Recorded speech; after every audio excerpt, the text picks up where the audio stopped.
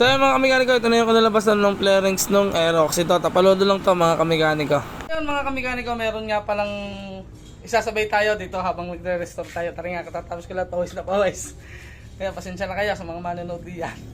At yan, pakikita ko sa inyo yung flarings ng Aerox. Ewan ko kung anong version to, basta full flarings ng Aerox. Yun, ganito tayo mag-prepare o magpintura ng mga flarings mga kamikaniko. Pakita ko sa inyo. Yan, ito lahat yung flarings ng Aerox na pinturahan natin. Bali, silver daw lahat to mga kamikaniko. Yan. Sabi ko sa inyo, ganito ako mag-prepare. Yan. Strip to plastic mga kamikaniko, yung dali natin. Yan, lahat yan. Plastic na lahat yan. Wala nang pintura dyan mga kamikaniko. Tapos to, ang ginagamit natin dito sa side skirt ay yung tawag dito, yung plastic primer, PP primer din talaga mga kamikaniko. So yan, bugahan lang natin ulit lahat ng ganito. Tapos liyahin natin mga kamikaniko. Yan.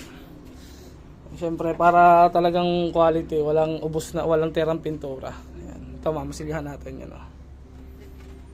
Yan.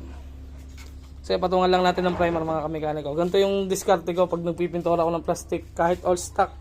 Kahit stock yung pintura niya, kailangan natin ubusin para siguradong quality o hindi kukulo yung ating pintura kahit damihan natin ng kulay. Yan, kahit kapalan natin. So yan, share ko lang sa inyo mga kamikaniko. Hindi yan, abang-abangan nyo at pipinturahan natin ng primer tapos yung silver. Yan. Ito na kulay niya pag pinturahan natin ng primer. Ito na nga ang itsura mga kamikaniko na matapos natin primeran lahat. Yung iba dyan, naliha ko na. May iba na kulay nito. Saka kulay na rin.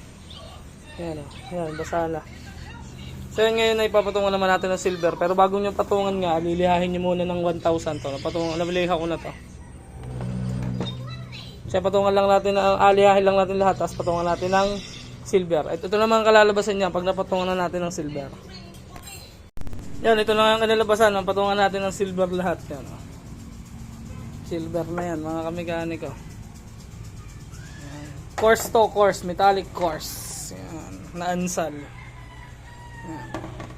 So yan ngayon mapapatungan natin ng clear coat, pero bago natin patungan, lihahin natin ng 1,000 o kaya 1,2.